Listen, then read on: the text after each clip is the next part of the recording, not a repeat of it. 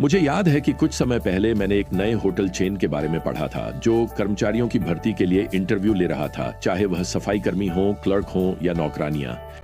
जो लोग इंटरव्यू ले रहे थे उन्हें कुछ काफी असामान्य निर्देश दिए गए थे। उन्हें बताया गया था कि किसी भी संभावित कर्मचारी को जो इंटरव्यू के दौरान 4 बार से कम मुस्कुराए, उसे तुरंत अस्वीकार कर दिया जाए। तो कोई भी व्यक्ति जो उस 20 मिनट के इंटरव्यू में कम से कम 4 बार नहीं मुस्कुराया, उसे दोबारा बुलाया ही नहीं गया। और इसका कारण यह था कि आप जानते हैं, इस तरह की नौकरी में वे शायद कस्टमर्स के साथ फ्रंट डेस्क पर या शायद किसी पिछली गलियारे में बहुत अच्छा पहला प्रभाव नहीं छोड़ पाते।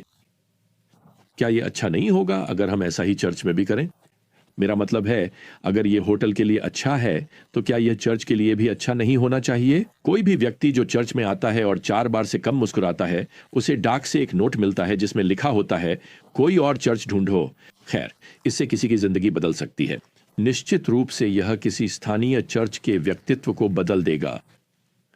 समाजशास्त्रियों ने पहले प्रभाव के विषय का अध्ययन किया है और उन्होंने निष्कर्ष निकाला है कि किसी भी बातचीत के शुरुआती पल ही माहौल तय कर देते हैं।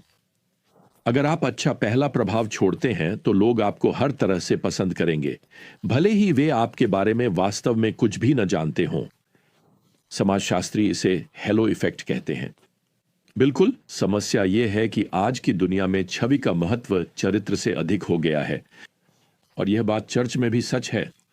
हम वास्तव में अपने हेलो को चमकाने और दूसरों पर अच्छा प्रभाव डालने में काफी माहिर हो सकते हैं, लेकिन यह हमारी असली पहचान नहीं होती। अब तक रोमियो की पुस्तक के पहले अध्याय में प्रेरित पौलुस ने मूर्ति पूजक संसार का पर्दाफाश किया है, उनका सृष्टिकर्ता परमेश्वर का इनकार करना, पाप और विकृति के प्रति उनका प्रेम। और आप में से बहुत से लोग जब आप इस अध्याय को सुन रहे हैं तो शायद कह रहे होंगे, हाँ पौलुस, बिल्कुल सही, तुम्हें उन दोषी लोगों के पीछे जाना चाहिए। तो पहले अध्याय में पौलुस 22वीं आयत में कहता है, वे अपने आप को बुद्धिमान बताते हुए मूर्ख बन गए। 25वीं आयत में उन्होंने परमेश्वर के विषय में सत्य को झूठ से बदल दिया। 26वीं आयत में परमेश्वर ने उन्हें उनकी नीच वासनाओं के हवाले कर दिया।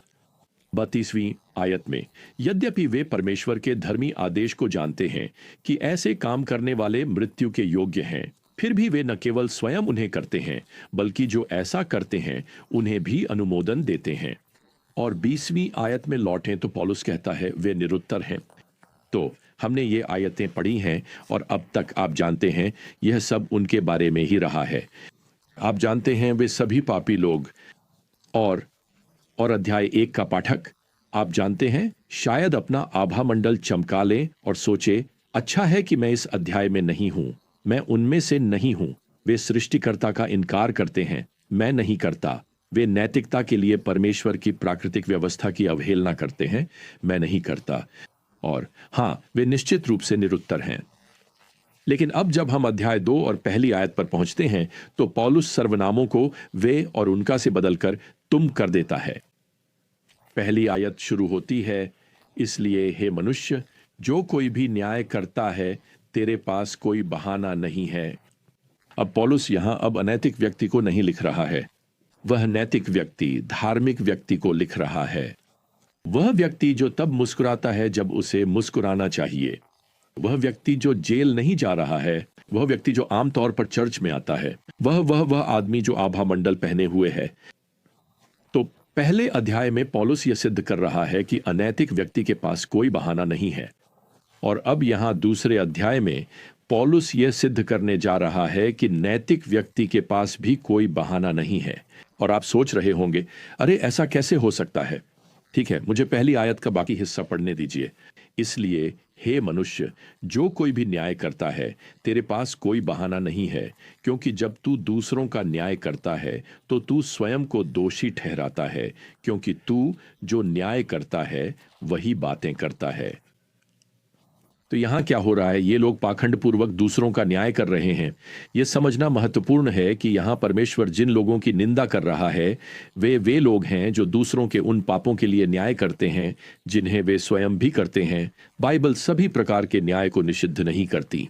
वास्तव में बाइबल यह स्पष्ट करती है कि सही और गलत का न्याय करना विश्वासियों के लिए बहुत महत्वपूर्ण है। उदाहरण के लिए हमें व्यक्तिगत पवित्रता के संबंध में स्वयं का न्याय करना चाहिए। पहला कुरिन्थियों अध्याय 11। हमें पाप करने वाले विश्वासियों का न्याय करना चाहिए जैसा कि उनके पश्चाताप से संबंधित है। पहला कुरिन्थियों अध्याय 5। हमें शिक्षकों का न्याय करना चाहिए जैसा कि सिद्धांत की सच्चाई से संबंधित है। यह रोमियो अध्याय 16 और 2 यूहन्ना अध्याय 1 में है। पौलुस वास्तव में कुरिन्थियों के विश्वासियों को लिखते हैं, आध्यात्मिक व्यक्ति सब बातों का न्याय करता है। पहला कुरिन्थियों अध्याय 2 पद 15। देखिए, इन मामलों में वह पाखंडी न्यायप्रियता की बात नहीं कर रहे हैं।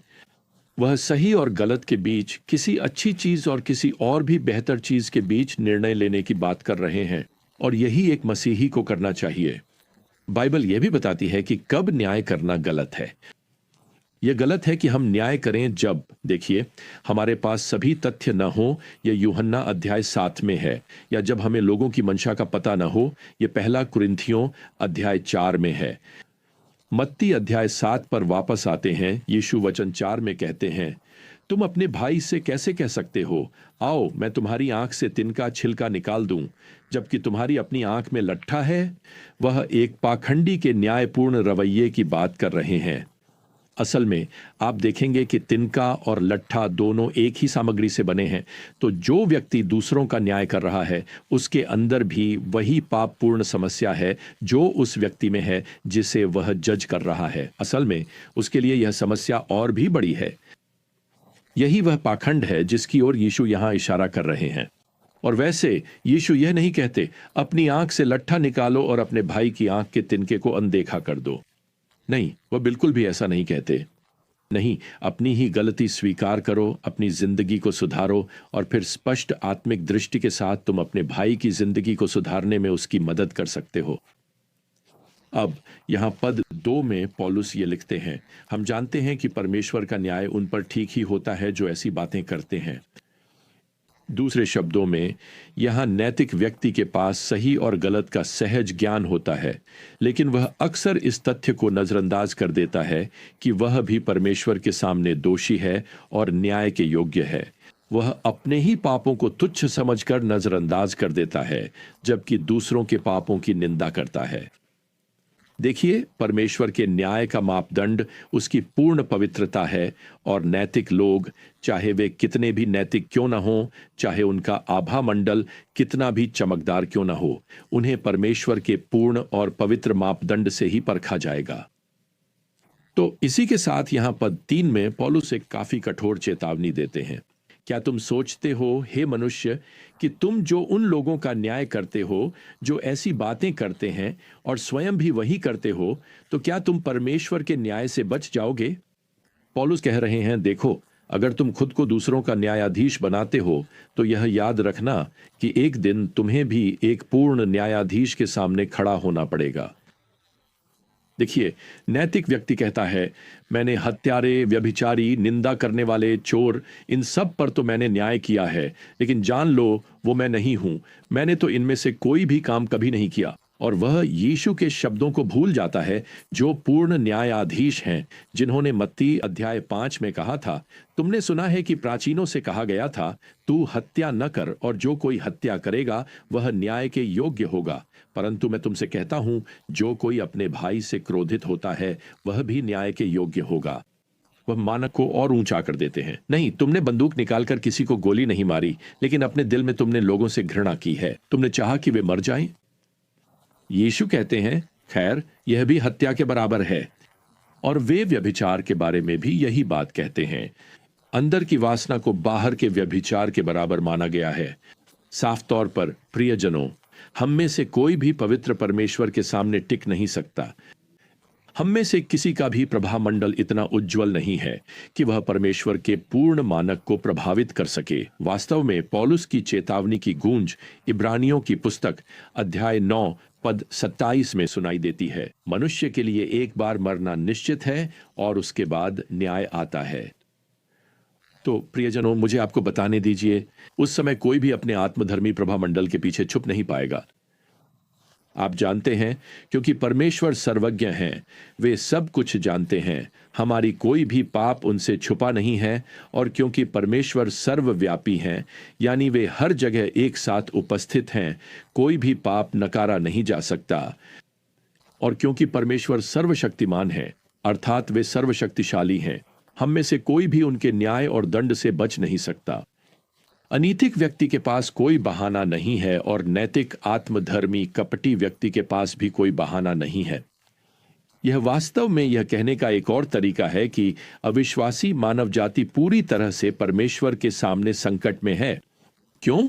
क्योंकि हम सब पाप के दोषी हैं, और इसका मतलब है कि हम सब परमेश्वर के आने वाले न्याय के खतरे में हैं। मुझे आपको बताने दीजिए, केवल एक ही आशा है। न्याय के दिन के आने से पहले अदालत के बाहर ही मामला सुलझा लें। मैं आपको प्रोत्साहित करता हूं कि आप अपने मुकदमे की तारीख आने से पहले उस न्यायाधीश से मिल लें। न्यायाधीश की दया की प्रार्थना करें। अपने अपराधों, अपने पापों के लिए उसके पुत्र की मृत्यु के भुगतान का दावा करें। यही आपका एकमात्र बचाव है। फिर से बाइबल क्या कहती है? पाप की मजदूरी मृत्यु है, परंतु परमेश्वर का मुफ्त उपहार हमारे प्रभु मसीह यीशु में अनंत जीवन है। यह रोमियो अध्याय 6 पद 23 है। और इसी के साथ आज के लिए हमारा समय समाप्त होता है। जब तक हम अगली बार फिर से यात्रा शुरू करें, प्रियजनों, प्रभु यीशु मसीह का अनुग्रह, परमेश्वर का प्रेम और पवित्र आत्मा की संगति आप सभी के साथ बनी रहे। आमीन।